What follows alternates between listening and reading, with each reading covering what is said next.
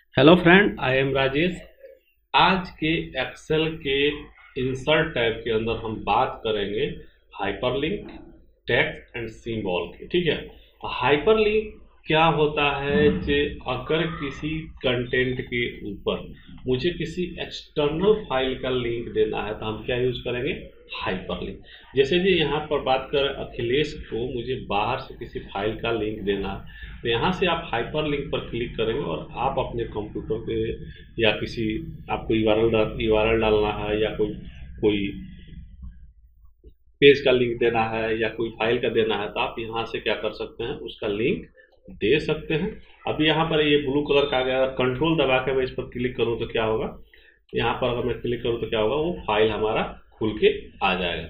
ये क्या होता है, हमको किसी एक्सटर्नल सोर्स का लिंक देना है, उसके लिए हम क्या यूज करते हैं? हाइपरटेक्स्ट। इसके बाद हमारे पास नेक्स्ट जो ऑप्शन है वो हाइपर टेक्स्ट बॉक्स का है।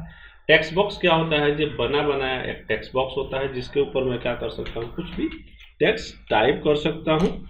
और जो टेक्स्ट मैं टाइप किया, बेसिकली क्या कर सकता हूँ, अब इस बॉक्स को मैं क्या कर सकता हूँ, कहीं भी मूव कर सकता हूँ। ये देखिए, इस बॉक्स को कहीं भी मूव कर सकता हूँ। जबकि किसी सेल के अंदर मैं अगर टाइप कर दूँ तो इस सेल को मैं कहीं मूव नहीं कर सकता हूँ। इस कंटेंट को कट करके कॉपी करके दूसरे सेल में डाल सकता हूँ, लेकिन ये टेक्स्ट बॉक्स जो होता है, हम इस टेक्स्ट बॉक्स को कहीं भी मूव कर सकता हूँ। अब ये जो टेक्स्ट बॉक्स लिया हूँ, तो टेक्स्ट बॉक्स लेते ही हमारे पास ड्राइंग टूल के अंदर सबसे लास्ट में आप देखिएगा फॉर्मेट टैब आपका ओपन हो जाता है। आपके पास फॉर्मेट टैब में वही सारे ऑप्शन हैं जो इमेज और शेप के अंदर इलिस्ट्रेशन वाले वीडियो के अंदर मैंने इसको डिटेल में आपको बता रखा हूँ। बेसिकली क्या होता है जी, हम जो भी ये टेक्स्ट बॉक्स लिया हूँ, इसके क्या कर सकता हूँ, इसके कलर थीम को हम यहाँ से बदल सकते हैं। चाहे तो शेप में आप किसी भी टाइप के ग्रेडियंट डाल दीजिए, या आप उसके आउटलाइन में टेक्सचर डाल दीजिए, या शेप के आउटलाइन आप कम ज़्यादा कर लीजिए। ये बेसिकली क्या होता है, जो टेक्स्ट बॉक्स होता है उसके कंप्लीट कस्टमाइजेशन का काम आप यहाँ से कर सकते हैं। उसके टेक्स्ट के डिज़ाइन भी आप यहाँ से चेंज कर सकते हैं। एक तरह से समझ लीजिए तो ये क्या है, हमारे पास प्लेस होल्डर है, एक तरह से शेप है जो क्या करता है जी, उसमें टेक्स्ट के साथ आपको अलाउ कर देता है। तो ये इंसर्ट टैब में हमारे पास क्या था, टेक्स्ट बॉक्स।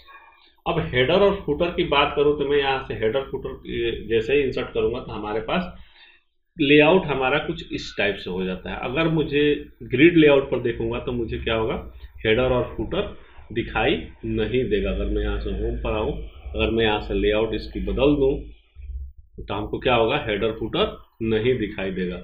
यहाँ से जैसे ही मैं लेआउट बदलूंगा मेरा, ठीक है, तो अगर आपको हेडर और फुटर लगानी है तो आपको अपने पेज का जो सीट है उसका लेआउट बदलना पड़ेगा। जैसे ग्रिड से में आप यहाँ से पेज लेआउट कर दीजिए, या पेज लेआउट पर ही आपको ये दिखेगा। पेज लेआउट आप देखिएगा तो यहाँ पर देखिएगा हेडर का जगह आपका आ जाएगा और नीचे फुटर का आपका जगह आ जाएगा।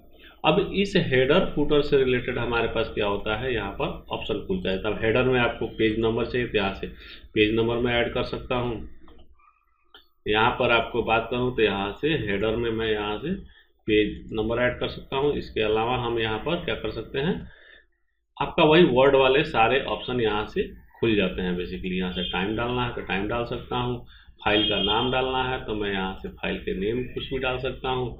इस पर अगर पिक्चर ऐड करना है तो यहाँ से हमारे पास पिक्चर ऑप्शन भी होता है, उसको भी मैं यूज़ कर सकता हूँ। ये देखिए, लेकिन जैसे ही मैं ये लेआउट बदलूंगा आपका नॉर्मल हो जाएगा। यहाँ से हमारे पास क्या होता है, ये हमारे पेज लेआउट पर ये सारी चीज़ें एक्टिव होती हैं एक्सेल के अंदर। लेकिन आप जैसे ही इस पेज लेआउट से ही आप नॉर्मल हेडर फुटर, जैसे यहाँ से प्रिंट प्रीव्यू आप कीजिएगा या प्रिंट पर क्लिक कीजिएगा तो आपका कुछ इसी तरह से आएगा जो आपके पेज लेआउट पर दिख रहा था।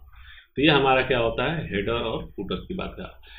वर्ड आर्ट क्या होता है जी, हमारे पास बने बनाए प्लेस इसी तरह से होता है, टेक्स्ट बॉक्स की तरह होता है। टेक्स्ट बॉक्स में क्या था, जब हमको ब्लैंक जगह देता था, ये हमको बने बनाए शेप के साथ हमको वर्ड आर्ट इस तरह से दे देता है। अब यहाँ पर चाहूँ तो मैं अपना कुछ भी टाइप कर सकता हूँ। पीछे क्या है, ये क्या होता है, बेसिकली आपका ट्रांसपेरेंट होता है, लेकिन ये भी हमारे सीट के ऊपर आता है, सेल के अंदर नहीं आता है, सीट के ऊपर आता है। और इसको कहीं भी मैं मूव कर सकता हूँ। यहाँ से चाहूँ तो मैं इसको चेंज भी कर सकता हूँ और भी ऐड कर सकता हूँ। ठीक है। अब बात करते हैं इसी में इंसर्ट टैब के अंदर सिग्नेचर लाइन। तो सिग्नेचर लाइन हम ऐड कर सकते हैं अपने पेज के ऊपर, जैसे जो हम वर्ड में ऐड करते थे वो काम हम यहाँ से एक्सेल में भी कर सकते हैं। अगर कोई फॉर्म डिजाइन किया हुआ है हमने एक्सेल के अंदर, सिग्नेचर लाइन ऐड करना है तो हम इसको यहाँ से ऐड कर सकते हैं। यहाँ से अगर चाहें तो हम एक्सेल पे फार्मूला, बेसिकली क्या होता है नॉर्मल स्टैटिक टेक्स्ट टाइप के फार्मूला अगर आपको कहीं लगाने हैं, कुछ बना रहे हैं तो आप यहाँ से इसको आप यूज कर सकते हैं। यहाँ से इंसर्ट टैब से कोई सिंबल इंसर्ट करना है तो यहाँ पर बने बनाए बहुत सारे सिंबल होते हैं, इनको भी आप यहाँ से इंसर्ट करके यूज कर सकते हैं। ठीक है, तो ये हमारे पास क्या होता है एक्सेल के इंसर्ट टैब हमारे यहाँ पर समाप्त होता है।